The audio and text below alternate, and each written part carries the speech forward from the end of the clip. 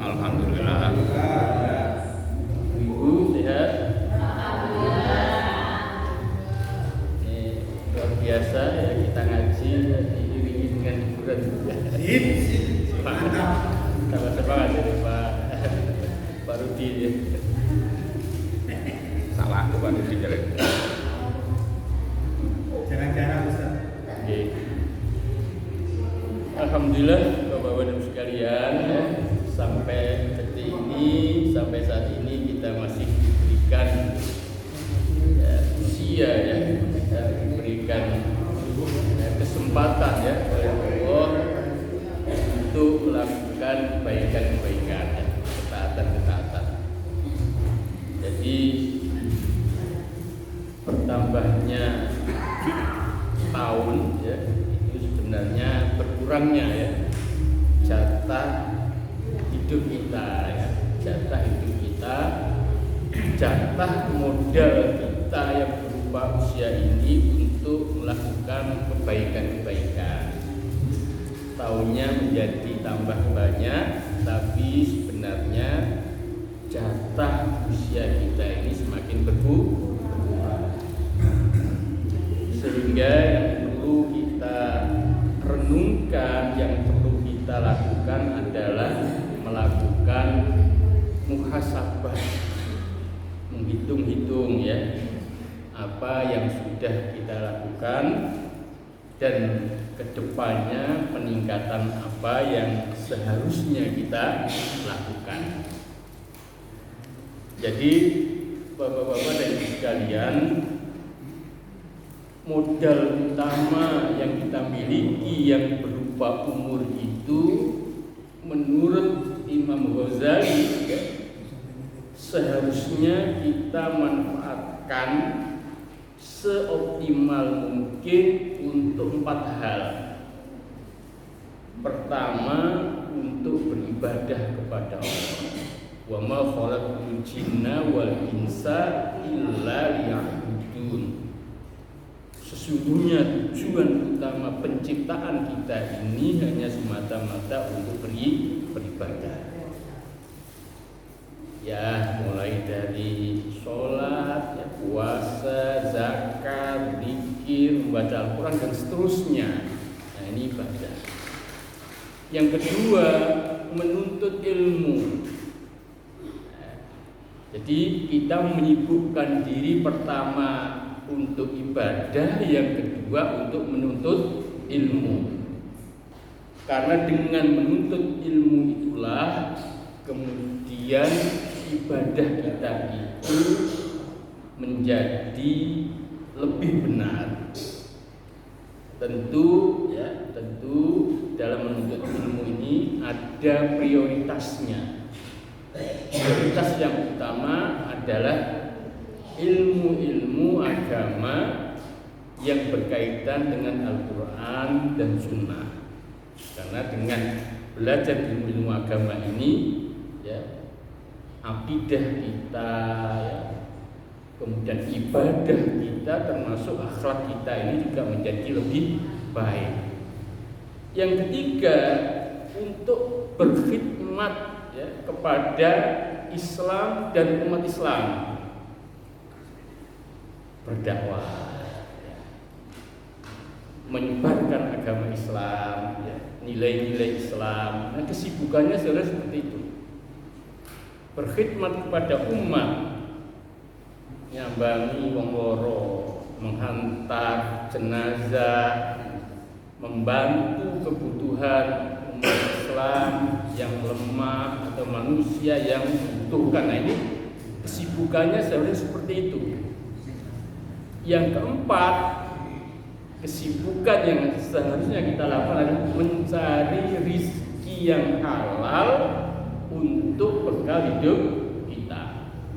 Jadi 4 itu sebenarnya, kalau kita bisa menyibukkan diri dengan 4 hal itu, insya Allah hidup kita ini akan ya, baik-baik saja di dunia maupun di akhirat. Sementara hal-hal atau aktivitas-aktivitas yang lain yang bersifat mubah monggo, tapi seperlunya saja. Mencintai kehidupan dunia secara sederhana untuk memberikan cinta yang istimewa kepada Allah. Liburan, rekreasi, ya monggo ya, kan mubah. Rekreasi yang halal ya. Tapi kalau rekreasi tapi tujuannya yang tidak halal ya tidak boleh. Ya ini Bali, ndelok laut tok tapi aja ndelok sing wong pinggir-pinggir laut sing gak kelambenan ya jadi ada haramnya di situ ya. Jadi yang halal-halal saja ada apa. Nah, ini contoh. Jadi yang terkait dengan yang mubah monggo tapi sekedarnya. Insya Allah kalau kita bisa menjaga itu ya, insya Allah hidup kita ini akan baik-baik saja. Bukan berarti tidak boleh, tapi ya sederhana. Tidak mancing ya, kalau lah tidak apa-apa. Tapi jangan jadikan hobi mancing ya, ruwet tadi. Memelihara burung ya kan mubah. Tapi kalau tiap hari fokus burung, terus pundi Pak Sentot. Nanti bojone kan diperhatikan. Nah, ini persoalan. Nah, tapi ya Bapak-bapak dan sekalian, di dalam beribadah itu ya harus ada peningkatan juga. Tidak terjebak dalam aktivitas rutinisme. Ketoke rutin sholat, ya, ketoke puasa, membaca Al-Quran berzikir, tapi kualitas spiritualitasnya ini tidak meningkat. Nah, ini juga rugi. Seharusnya ketika ibadah kita ini meningkat secara kualitas maupun kuantitas, kemudian ada juga kontinuitas istiqomahnya. Nah, kapasitas spiritual kita ini juga harus meningkat. Keyakinan kita kepada Allah, kepada rahmat Allah, kepada pertolongan Allah ini juga harus meningkat. Keuletan dan kesabaran kita ini juga harus meningkat. Tidak gampang putus asa. Orang yang beriman itu dia harus optimis. Kenapa dia harus optimis? Karena dia yakin bahwa dengan keimanannya, bahwa dengan ibadahnya itu Allah akan menyertainya. Innallaha ma'al ladzina taqaw wal ladzina hum muhsinun. Sesungguhnya Allah itu beserta orang-orang yang bertakwa dan orang-orang yang berbuat baik kebaikan. Jadi orang yang beriman ini jangan loyo, jangan mudah putus asa, jangan mudah pesimis, mudah menyerah. Nah, ini tidak boleh. Nah, kita kadang-kadang merasa apa ya agak kecewa ya, kemudian juga agak sedih ya ketika pelaku koruptor itu dia orang Islam dan dia juga rajin sholat, dia juga hampir tiap bulan umroh. Nah, ini kadang-kadang tanya agak gimana gitu ya, agak sedih juga ya. Ada kapan hari itu satu keluarga bunuh diri, bapak, terus kemudian ibu, istrinya sama anaknya. Ini berarti kapasitas spiritualitasnya ini dipertanyakan. Menurut wajah-wajah jenengan semua ini kelihatannya ahli-ahli surga semua ya, semangat menjaga kapasitas. Sehingga ibadah yang kita lakukan itu harus semakin menguatkan otot-otot spiritualitas kita. Nah, bagaimana supaya ibadah itu mampu menguatkan otot-otot spiritualitas kita ya? Satu, originalitas. Ibadah yang kita lakukan itu betul-betul memang bersumber dari Al-Quran dan Sunnah. Ini originalitas. Yang kedua, ya, harus berkualitas. Oleh sebab itu ketika sholat itu seharusnya bisa mencegah dari perbuatan keji dan munkar, kalau tidak bisa mencegah itu berarti dipertanyakan kualitasnya. Kemudian kuantitas. Biasanya sholat qiyamul lailnya 2 rakaat, ya, kemudian ditambah witir 3 rakaat. Tapi karena persoalan hidupnya semakin berat, ya, masalah yang dihadapinya semakin banyak, jadi ditambah kuantitasnya ditambah. Misalnya 2 rakaat tambah 4 rakaat. Nah, ini kualitas. Terus kemudian apa? Istiqomah, kontinuitas. Nah, dengan 4 hal ini harapannya bahwa ibadah yang kita lakukan itu bisa menguatkan otot-otot spiritualitas kita. Jadi keyakinan kita semakin bertambah, keuletan dan kesabaran kita juga semakin kuat, dan kapasitas harapan ini juga semakin meningkat. Seperti Nabi Zakaria lah ya, misalnya, meskipun ya, beliau ini sudah lemah otot-ototnya, ya, kepalanya sudah beruban, tapi Nabi Zakaria itu tidak pernah mengeluh, tidak pernah kecewa dengan doa-doanya untuk diberikan atau dikaruniai anak. Padahal istrinya mandul, tapi tetap ada keyakinan, ada keuletan dan kesabaran di dalam berdoa, dan ada harapan. Kadang-kadang kita ini, kira anakku kok angel ukurani ya, itu kadang-kadang kita ini sudah sambat, terus kemudian kita ini sudah ya pesimis. Tidak boleh, tetap kita berdoa, berusaha, ya. Zikirnya diperbanyak, doanya diperbanyak, sholatnya diperbanyak, supaya kita ini diberikan jalan keluar oleh Allah. Nah, sebab itu nanti besok kan mulai tahun 2024, kira-kira apa yang akan kita lakukan untuk peningkatan? Nah, ini harus dipikirkan. Saya ingin melakukan ini. Sekarang ini sholat duha saya ini kok hanya 2 rakaat, tambahin minimal 4. Nah, misalnya gitu. Nah, ini harus ditingkatkan. Sekarang saya ini hanya ngajinya hanya ngurungokno tok. Delok YouTube, ngurungokno pengajian tak tambah. Saya mau beli buku. Nah, mau saya baca, saya kaji ya sampai mendalam. Nah, ini peningkatan yang harus kita canangkan di tahun 2024. Supaya apa? Supaya ya,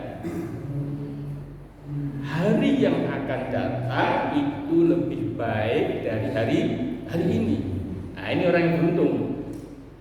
Kalau hari ini podo karo kemarin, ke depan sama dengan hari ini, ya ini termasuk orang yang merugi. Apalagi kalau ke depan itu lebih jelek. Nah, ini terlaknat. Bukan yang merugi tapi terlaknat. Teman-teman sekalian, masa yang berlalu itu tidak mungkin kembali. Masa yang akan datang itu bukan milik kita. Yang betul-betul milik kita dan waktu yang kita miliki itu ya hari ini. Nah, ini yang harus dioptimalkan. Nah, ulama-ulama yang soleh itu melihat masa depan itu bukan setahun yang akan datang, 2 tahun yang akan datang, 5 tahun yang akan datang, tidak. Aku 2 tahun lagi enggak. Tapi melihatnya itu hanya 1 jam ke depan, 2 jam ke depan. Karena apa? Ya karena siapa yang menjamin bahwa kita ini masih bisa hidup sampai esok hari? Tidak ada.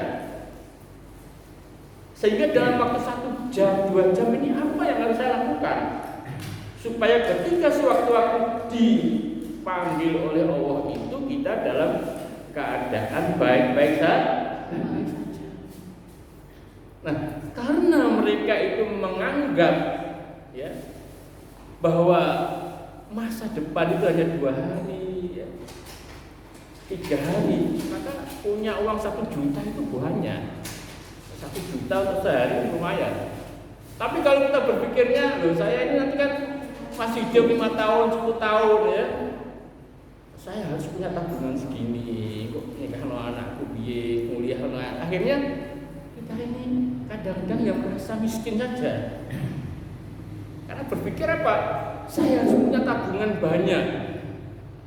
Nah ini cara berpikir, ini mindset. Tapi kalau kita hanya berpikir untuk esok hari, waduh, jadi orang kata saya mau wangke. Terus besok masih hidup, besoknya lagi punya 500.000 wangke, tapi terus duit terus 1 juta. Nah ini luar biasa. Tidak perlu banyak-banyak, tapi punya. Ini teman-teman sekalian ya, terkait dengan bagaimana kita seharusnya memiliki ya, modal umur ini dan kita gunakan sebaik-baiknya. Bapak-bapak dan ibu sekalian, akan saya lanjutkan ya kajian kita tentang kitab Minhajul Qasidin pada bab celaan terhadap amarah, dengki dan hasad ya. Kitabu ya Dhummil ghadabi wal hidqi wal hasadi. Jadi penjelasan tentang celaan, amarah, dengki dan hasad. Beliau Ibnu Qudamah memulai i'lam annal ghadaba syu'latun minan nar. Sesungguhnya amarah itu merupakan segumpal dari api. Jadi amarah ini adalah segumpal dari api. Wa anal insana yanzi'u fihi 'indal ghadabi uriqa ila syaitan al-la'in haitsu qala khalaqtani min narin wa khalaqtahu min tin. Al-A'raf 12. Jadi sesungguhnya ketika kita marah ya sekalian ya, itu ya kita sedang terjerat ya oleh salah satu dari jaring setan yang terkutuk. Nah ini yang perlu kita renungkan ya, kita sadari bahwa amarah ini sangat berbahaya ya. Karena amarah ini ya, merupakan ya, tadi dikatakan syu'latun minan nar, merupakan segumpal dari api. Kenapa demikian ya? Sebagaimana yang disabdakan yang dikatakan oleh Allah di dalam Al-Qur'an, khalaqtani, sesungguhnya aku ciptakan. Khalaqtani ya, sesungguhnya ini yang sesungguhnya setan itu diciptakan minar wa khalaqtahu, dan aku ciptakan manusia ini dari tanah. Nah ini yang perlu kita renungkan. Fa inna sya'natin as-sukun wal wiqor ya. Sifat tanah ya, yang manusia diciptakan dari tanah itu, sifat tanah itu adalah ketenangan dan kelembutan ya. Nah, sesungguhnya ya secara fitrah kita ini manusia ini as-sukun ya, tenang ya, wal wiqor ya, tentram. Wa sya'nun nar ya, wa sya'nun nar ya, dan sifat api ya, ini at-talawwu wasti'al ya. Api ini kan bergejolak ya, berkobar, wal harakatu bergerak, wal ittirabu dan bergoncang. Nah, jadi Kalau secara fitrah ya manusia sendiri itu ya sifatnya karena diciptakan dari tanah itu tenang, ya, lembut, tentram. Ya. Tapi ketika amarah berarti ada unsur api, ya, unsur setan yang masuk di dalam diri manusia sehingga ya hatinya, ya, emosinya itu bergejolak, berkobar, ya, berguncang dan seterusnya. Nah ini berbahaya. Wa min nata'ijil ghadabi al-hiddu wal hasad. Dan buah dari amarah itu biasanya kedengkian dan hasad, iri hati dan dengki. Wa mimma yadullu ala dhummil ghadabi qaulun Nabi sallallahu alaihi wasallam wa alihi wasallam lirrajuli alladhi qala lahu ausini qala la taghdab faraddada alaihi miraran qala la taghdab. Jadi satu ketika ya, ada seorang sahabat, seorang laki-laki yang menghadap kepada Rasulullah, ya Rasulullah, berilah aku nasihat, ausini, berilah aku nasihat ya Rasulullah. Maka Rasul mengatakan la taghdab, jangan marah. Faraddada alaihi miraran. Laki-laki ini mengulang-ulang pertanyaan ini dan Rasulullah tetap mengatakan la taghdab. Di dalam hadis yang lain ya, yang lanjutannya la taghdab walakal jannah. Guru-guru TK ini mesti hafal ini, biasanya hadis-hadis seperti ini diajarkan di kelas-kelas awal TK, kelas 1 SD. La taghdab walakal jannah, jangan marah maka bagimu surga. Nah, ma'asyiral muslimin rahimakumullah, ya. Di dalam diri kita ya seharusnya harus kita bangun ada 4 kecerdasan. Ada namanya kecerdasan fisik,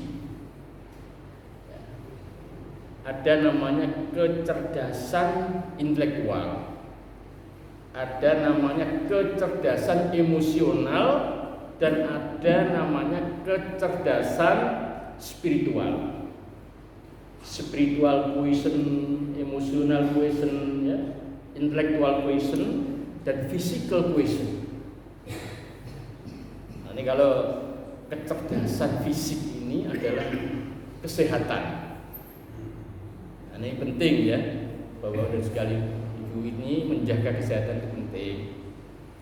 Oleh sebab itu olahraga, ya, baik itu lari, jalan, sepedahan, senam ini penting. Kenapa? Agar tubuh kita ini sehat. Saya lihat Pak Setot ini sergap kalau pagi ini, Pak Parji ini sergap. Naik, Pak Parsi ya, naik sepeda Pak Parsi ya. Malang. Mohon maaf Pak Parsi, ada hadiah ini. Nah, ya, soalnya sergap. Ya, kalau jalan. Oke Pak Parsi, nah, untuk tambahan dari sarapan.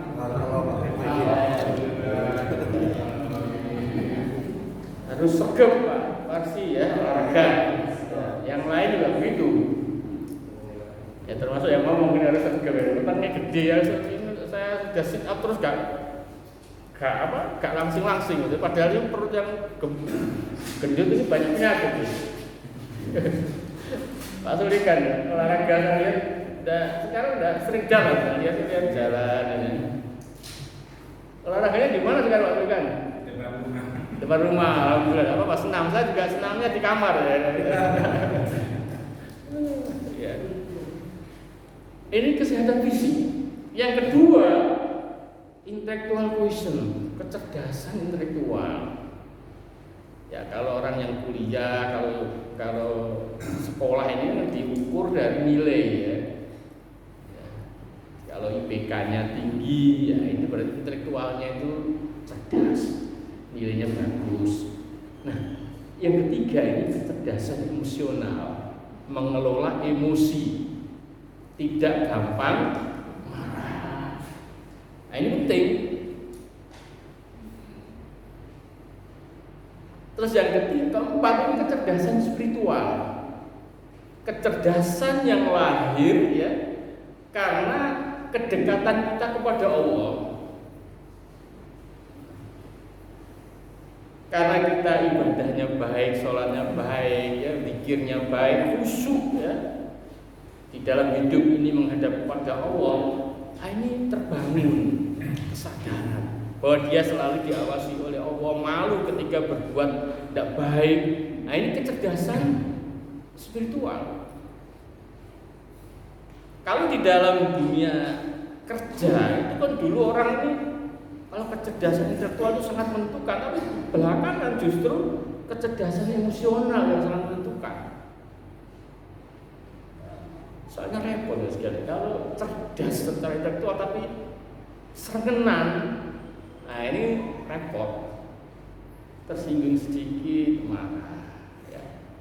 Kemudian merasa tidak dihormati marah, kan repot.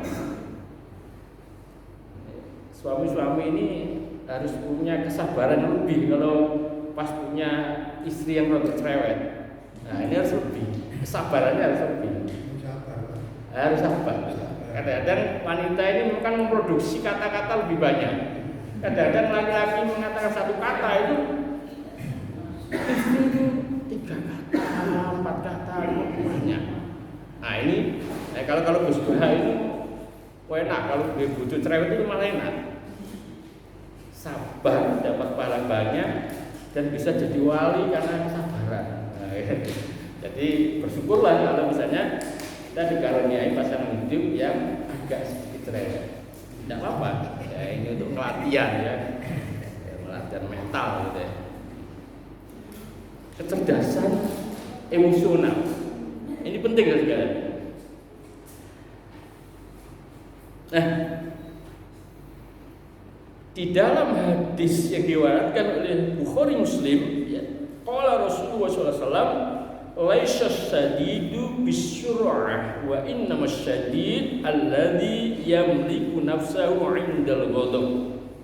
Jadi yang disebut dengan orang yang kuat itu bukan orang yang kalau gula, kalau tinju, kalau karate itu menangan, bukan ya. Tapi orang yang kuat itu adalah ketika dia mampu mengendalikan nafsunya, dirinya ketika marah. Ya.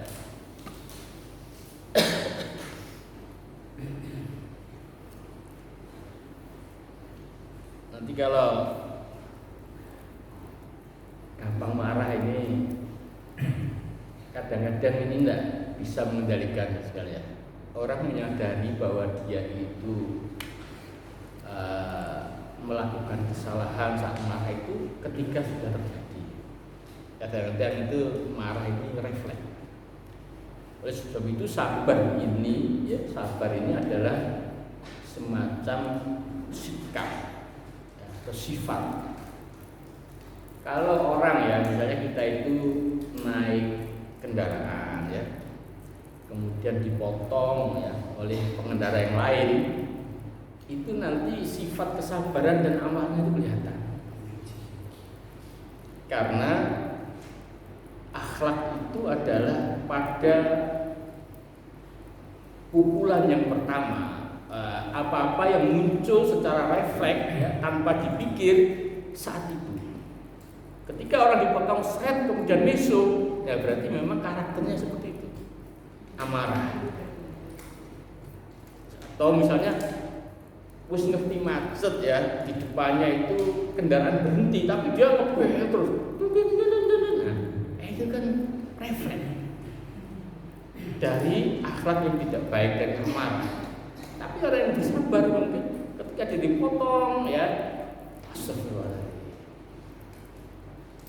Mungkin kalau dia naik mobil ditabrak dari belakang dor, dia tidak keburu marah-marah, tapi mungkin dia berhenti, lihat ada apa, santai. Nah ini watak. Watak itu karakter. Karakter itu akan kelihatan pada saat kejadian pertama. Tapi kalau sudah kejadian pertama habis marah-marah, kemudian dia tenang, berpikir, nah ini juga belum bagus. Biasanya kan orang seperti itu baru korek aku mau kok muring-muring, kadang-kadang baru sadar belakangan. Ma'asyiral muslimin rahimakumullah, ya. Hakikat marah ya, sini disebutkan oleh Ibnu Qudamah hakikatul ghadab ya, hakikatul ghadab gulyanu damil qalbi li talabil intiqam ya. Jadi hakikat amarah itu adalah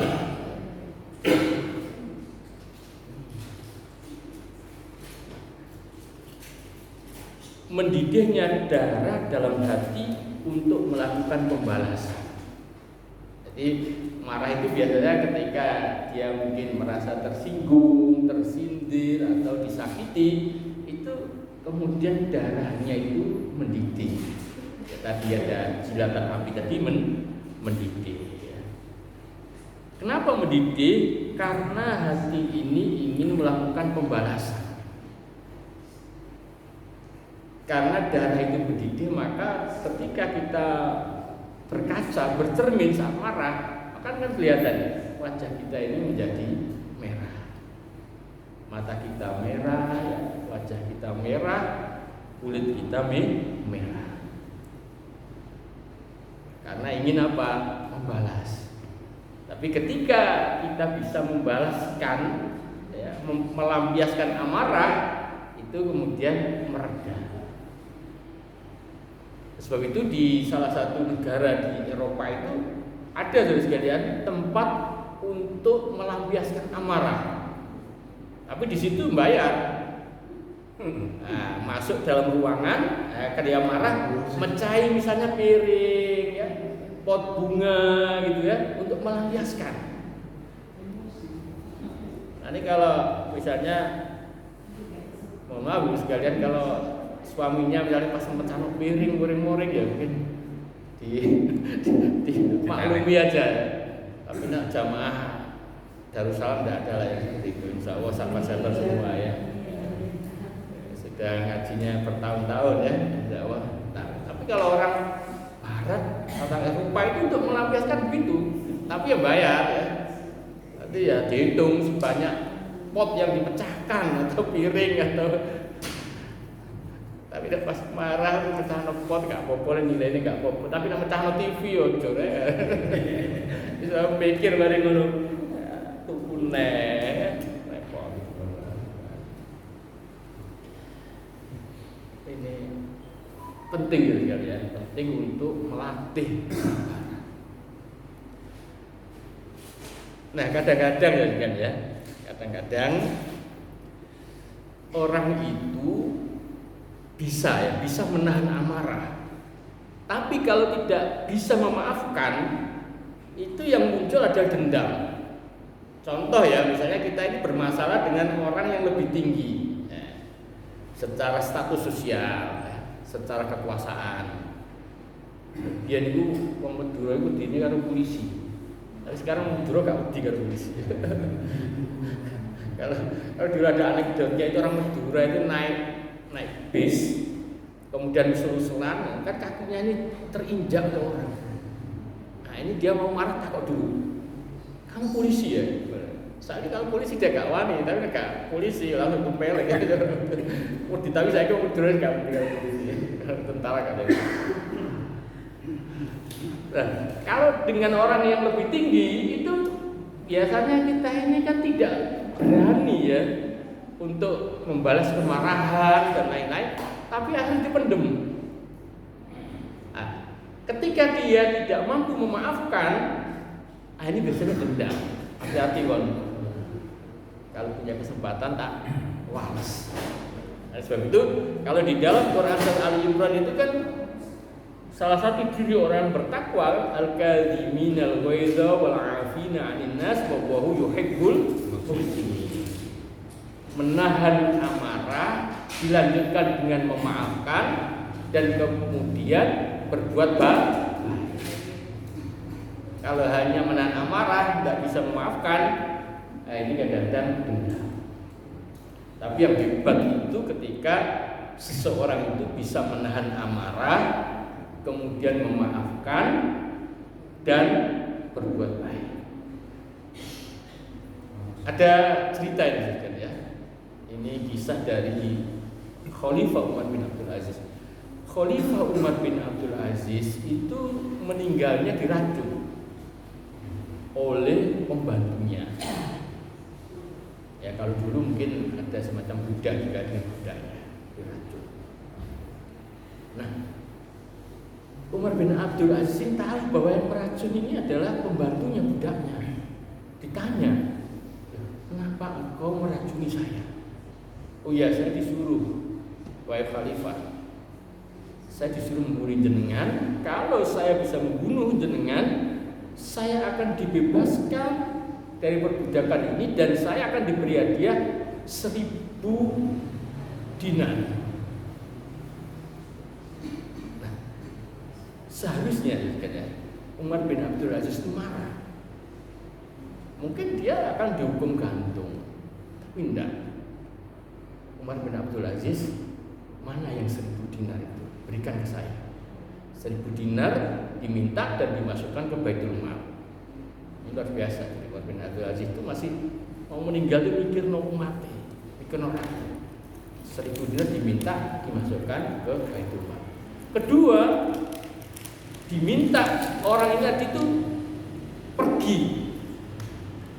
pergi sejauh-jauhnya. Supaya apa? Supaya dia tidak dikejar oleh orang yang menyuruhnya dan dibunuh. Karena menurut hitungannya mestinya nanti dia itu akan dibunuh. Supaya apa? Supaya pelaku dan saksinya itu hilang. Nah, jadi orang yang membunuh Khalifah Umar bin Abdul Aziz yang meracuni itu dia tidak dihukum, bahkan dia diselamatkan. Nah ini, jadi diselamatkan dengan cara apa? Disuruh pergi sejauh-jauhnya sampai orang yang menyuruh tadi tidak bisa mengejarnya. Karena ya tadi kalau ketemu mesti akan dibunuh karena dia adalah pelaku dan saksinya. Nah ini jadi Umar bin Abdul Aziz ini karena kebersihan hatinya ya, ketika dia diracuni dia tidak marah, dia menahan amarah. Bahkan dia memaafkan, bahkan dia berbuat baik dengan cara apa? Menyelamatkan kemungkinan dirinya untuk dibunuh oleh orang yang menyuruhnya. Nah ini tidak gampang juga ya, tidak gampang. Kadang-kadang kita ini ya sama saudara ya, sama teman gitu kan. Misalnya ya, pas milih duit gak diutangi ya. Terus kok kapan-kapan tuh dia pinjam itu kita ya kita nggak mau, dia tak utangi nggak mau kayak saya jawab sampai jadi utang misalnya gitu. Seharusnya kan nggak boleh. Dia dulu memang nggak mau menolong saya karena saya ada ya saya tolong, bukan kemudian dendam ya.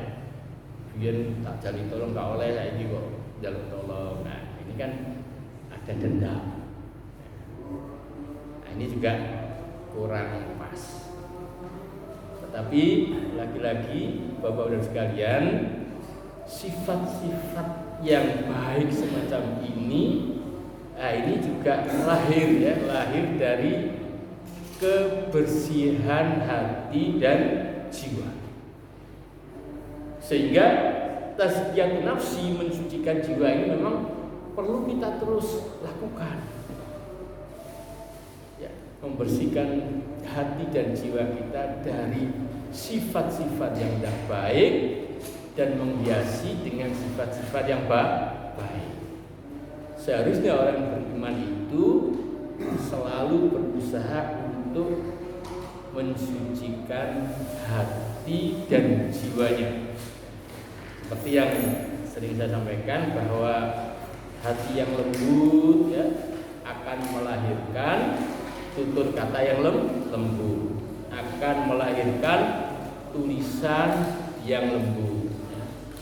Hati yang lembut akan melahirkan sikap ya, dan perilaku yang lembut. Hati yang lembut juga akan melahirkan kebijakan. Kalau dia seorang penguasa, ya, seorang pemimpin akan melahirkan kebijakan yang lembut dan baik. Nah, ini saja barangkali Bapak-bapak dan sekalian yang bisa kami sampaikan ya terkait dengan celaan terhadap amarah ini. Nah, nanti kita lanjutkan ya sedikit-sedikit tentang apa sih penyebab amarah, ya, bagaimana mengobati amarah dan seterusnya. Saya mohon maaf. Wabillahi hidayah wa taufiq. Assalamualaikum warahmatullahi wabarakatuh. Waalaikumsalam.